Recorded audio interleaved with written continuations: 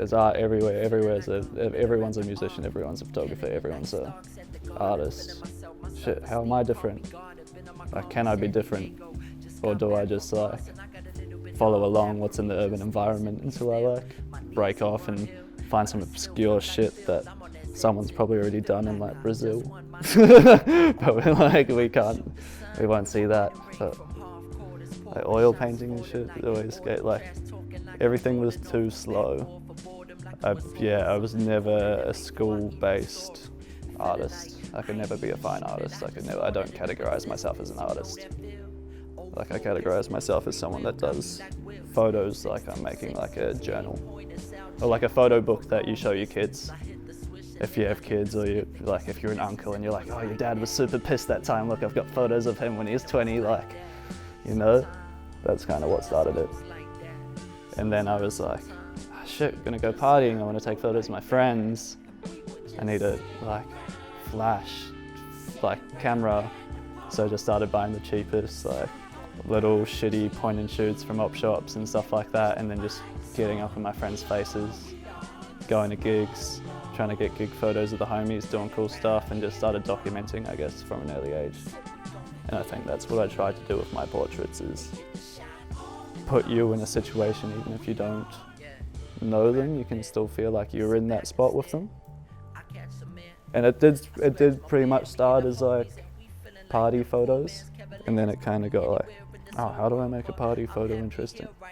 A lot of people would be shy if someone's like vomiting in a corner, they'll be like, oh shit, but like you can kind of be that dude that's a dickhead and take a photo. We started with spray paint orientated stuff, so just aerosol and I guess like a graffiti basis for everything.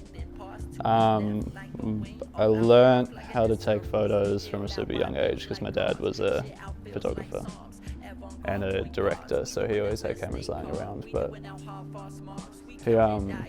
he used to have a little office underneath our house in New Zealand in the bush, and so he would just have his storyboards all up on the wall, and I'd just sit in there and watch that. And so I used to go to school and they'd be like, oh, okay, cool, we're writing an essay.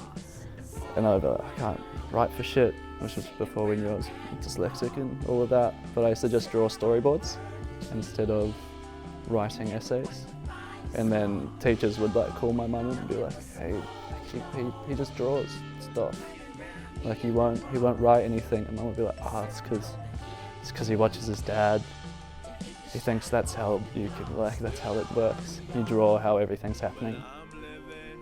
He inspired me in the way where I've seen him work since I was a kid, over time, for fucking nothing, and people, you know, he's in my mind, a really respected director, and he's still struggling with like, people still dick him around because he's a creative.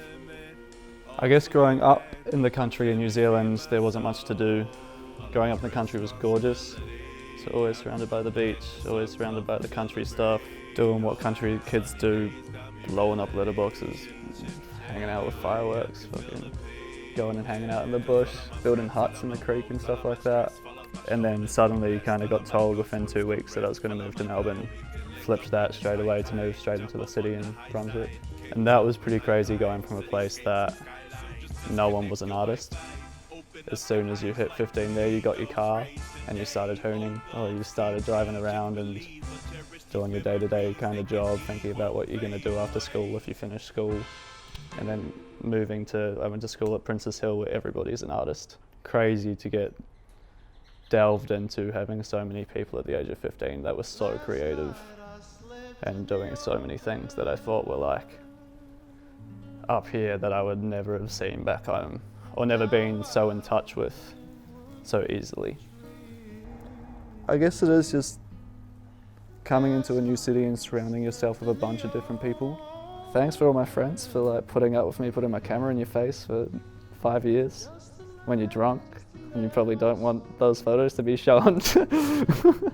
That's probably about it.